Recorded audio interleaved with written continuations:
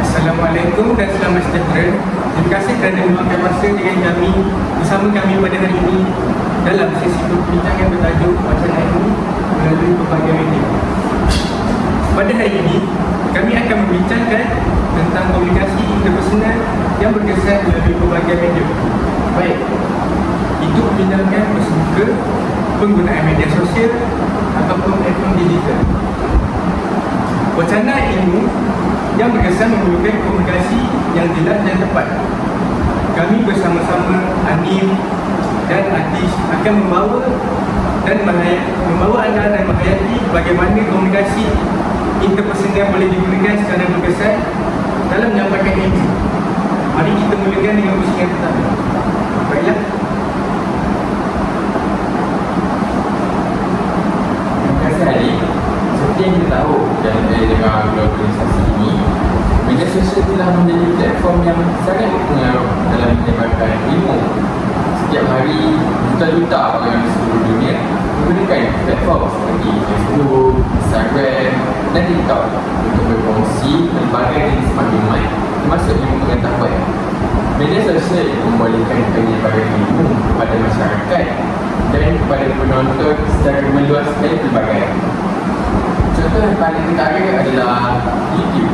Aplikasi YouTube bukan sekadar untuk hiburan, tetapi ia telah berkembang menjadi medium pembelajaran pertama di dunia ini. Banyak saluran seperti Crash Course, Khan Academy dan TV menyampaikan panduan pendidikan dalam berbagai bidang ilmu.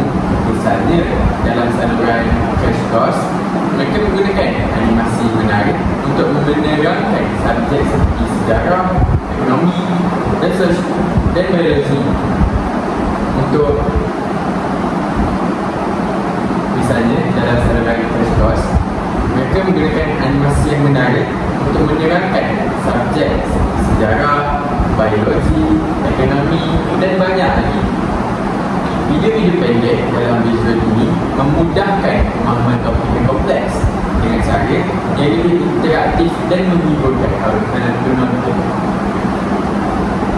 Namun, kita juga perlu berhati-hati dalam menggunakan media sosial ini sebagai media ilmu. Meskipun terdapat banyak kandungan yang positif, ada juga maklumat yang tepat ataupun palsu yang beredar. Oleh itu, penting bagi kita untuk mengesahkan sumber maklumat tersebut dan memastikan penyampaian itu adalah berdasarkan fakta dan bukti yang sah. Itu sahaja. Betul ni, media sosial memang memberikan kita akses yang sangat mudah untuk mendapatkan ilmu. Namun, seperti yang ada sebutkan tadi, ketepatan maklumat adalah sangat penting. Penggunaan media sosial juga menggalakkan interaksi antara pengikut dan penyampaian ilmu. Sebagai contoh, jika seseorang menyampaikan ilmu melalui Instagram, mereka boleh terus mendapat maklum balas dalam bentuk komen, soalan atau pandangan daripada audiens. Ini membentuk satu proses komunikasi dua hal yang berbeza.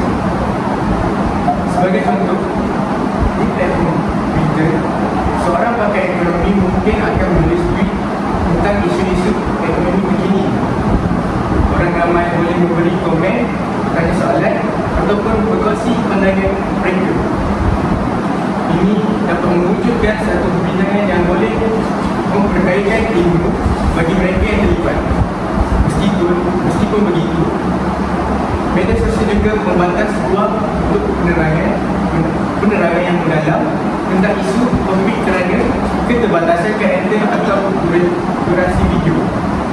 Oleh itu, pengajaran lebih mendalam masih memerlukan media yang lain untuk kita mempelajarinya lebih rinci. Itu sahaja.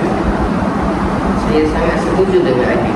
Selain itu, media sosial juga memberikan peluang untuk sesiapa sahaja menjadi penyampai ilmu, tidak kira latar belakang mereka yang ada. Platform seperti TikTok membolehkan pakar dalam bidang tertentu berkongsi ilmu dengan cara yang lebih santai dan lagi ringkas lagi. Sebagai contohnya, seorang doktor mungkin menggunakan platform TikTok untuk memberikan tips-tips tentang cara menjaga kesihatan mental dan juga fizikal mereka melalui membuat video pendek ataupun memberikan visual-visual yang menarik kepada audiens yang boleh dilihat oleh berjuta-juta orang. Kelebihan TikTok ialah ia menggunakan elemen-elemen visual dan muzik yang menarik, membuatkan audiens lebih tertarik dan lebih cenderung untuk mengikuti dan menyerap ilmu itu. Namun, kita perlu berhati-hati dalam menyampaikan ilmu di media sosial ini kerana pada zaman sekarang ia sangat mudah disalah tafsir. Misalnya dalam video pendek yang berdurasi kurang daripada 1 minit, penjelasan yang lebih mendalam tentang sesuatu konsep mungkin tidak dapat diterangkan sepenuhnya, dan ini boleh menyebabkan kekeliruan atau maklumat yang tidak tepat disampaikan. Oleh itu, dalam penggunaan media sosial, kita perlu memberikan penjelasan yang tepat dan jelas serta menyertakan sumber yang sahih dan mengelakkan maklumat yang boleh menyebabkan salah faham kepada masyarakat. Itu saja. Saya sangat setuju dengan apa yang dikatakan oleh Haris. Dalam berbincang tentang media sosial, jomlah kita beralih kepada media komunikasi singkat ini. Walaupun media sosial dalam platform dalam talian telah mengubah cara kita berinteraksi dan menyebarkan ilmu, perbincangan secara bersemuka juga masih menjadi medium yang sangat penting dalam komunikasi interpersonal. Dalam perbincangan bersemuka, kita dapat melihat ekspresi wajah, bahasa tubuh dan nada suara yang tidak dapat disampaikan melalui medium digital. Ini memberi dimensi tambahan kepada komunikasi di mana kita boleh lebih memahami maksud dan emosi sebalikkan kata yang diucapkan oleh individu tersebut. Sebagai contoh, dalam satu seminar atau kuliah bersemuka, pensyarah ataupun bicara dapat menjelaskan topik dengan lebih mendalam dan memberi peluang kepada penonton untuk bertanya soalan secara langsung. Ini memberi ruang untuk interaksi spontan yang sangat penting dalam mengukuhkan pemahaman terhadap sesuatu objek tersebut. Dalam perbincangan bersemuka, kita juga boleh melakukan teknik seperti active learning, iaitu memberi perhatian sepenuhnya kepada pembicara yang membantu kita untuk memahami lebih baik apa yang ingin disampaikan. Dari itu, sampai itu, komunikasi bersemuka juga memberikan peluang untuk kita membina hubungan yang lebih rapat dan percaya antara penyampai dan juga pemberi ilmu. Sebagai contohnya, dalam mesyuarat, kerja atau bengkel, hubungan pribadi dan komunikasi yang lebih dekat antara peserta akan memperkukuhkan pemahaman dan pengajaran yang disampaikan itu. Satu lagi aspek pentingnya adalah feedback. Feedback ni dalam perbincangan bersemuka, kita dapat memberi maklum balas secara langsung kepada penyampai. Ini menjadikan perbincangan lebih berkesan dan memastikan bahawa peserta benar-benar memahami apa yang disampaikan oleh penyampai ini. Namun, kita juga harus sedar bahawa dalam beberapa situasi, perbincangan bersemuka mungkin tidak praktikal, terutamanya jika peserta datang dari lokasi yang jauh atau tidak dapat hadir pada masa yang ditetapkan. Di sinilah platform digital datang untuk melengkapkan video tradisional ini. Jadinya, platform digital ini dapat memudahkan kita untuk berinteraksi ataupun dalam memproses menyampaikan ilmu secara atas talian. Betul juga Adib kata. Platform digital seperti yang kita tahu, Zoom, Google Meet dan Microsoft Teams telah menjadi sangat popular terutamanya selepas pandemik COVID-19 baru-baru ini. Ia membolehkan perbincangan, mesyuarat dan juga seminar dijalankan secara lancar walaupun kita berada di jarak jauh tanpa sebarang masalah yang besar dihadapi. Keberkesanannya terletak pada keupayaan untuk menyatukan orang dari lokasi yang berbeza. Misalnya, kita boleh menghadiri sesi perbincangan ilmiah atau latihan tanpa perlu meninggalkan rumah ataupun pejabat kita. Ini memberikan peluang kepada orang-orang yang terpinggir atau berada di kawasan luar bandar untuk tetap memperoleh ilmu. Walau bagaimanapun, seperti yang kita tahu, kesukaran teknikal adalah cabaran utama dalam komunikasi digital. Masalah seperti sambungan internet yang lemah, perisian yang tidak serasi atau suara yang terganggu boleh menghalang komunikasi yang lancar. Untuk mengatasi masalah ini, kita perlu memastikan persediaan teknikal yang rapi sebelum memulakan sesi perbincangan. Dalam satu mesyuarat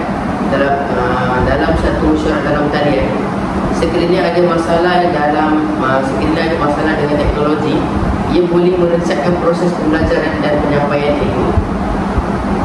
Ya, betul tu. Saya setuju dengan apa yang dilontarkan oleh saudara Aziz. Dengan itu, kita boleh simpulkan bahawa setiap medium komunikasi, baik itu media sosial, komunikasi bersama muka ataupun platform digital yang lain, mempunyai kelebihan dan cabaran tersendiri. Apa yang paling penting adalah bagaimana kita memilih dan menggunakan medium tersebut dengan bijak berdasarkan situasi dan tujuan penyebaran ilmu. Meskipun media sosial memberi kemudahan untuk menyebarkan ilmu kepada penonton yang lebih luas, komunikasi bersemuka tetap mempunyai kelebihannya dari segi interaksi yang lebih dalam dan pengukuhan hubungan. Sampai itu, platform digital memberikan kemudahan dalam menghubungkan orang dari jauh. Tetapi, ia menggunakan persediaan yang teliti untuk menggelakkan gangguan teknikal seperti internet. Benar sangat. Sebagai penyampai ilmu, kita harus bijak memilih medium yang sesuai mengikut keperluan kita. Masalah ilmu yang berkesan bukan sahaja bergantung kepada teknologi yang digunakan, tetapi juga kepada cara kita berkomunikasi juga. Melalui perbincangan hari ini, kami berharap kita dapat melihat bagaimana komunikasi intrapersonal boleh diaplikasikan secara berkesan melalui berbagai medium. Dengan memahami kekuatan dan kelemahan yang sedia ada dari setiap medium, kita boleh meningkatkan keberkesanan penyebaran ilmu dalam berbagai situasi walaupun dihadapi oleh berbagai cabaran.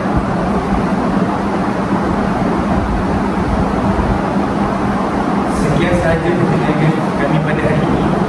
Terima kasih kepada semua yang telah memberi perhatian dan menyertai sesi pada hari ini.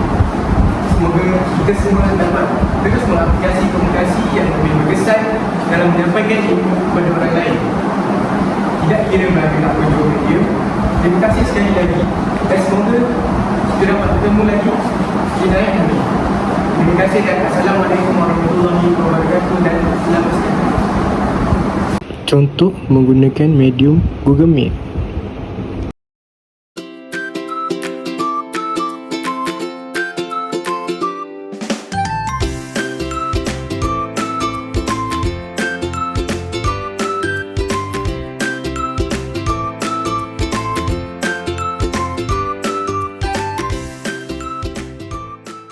Contoh penyampaian maklumat melalui live Instagram.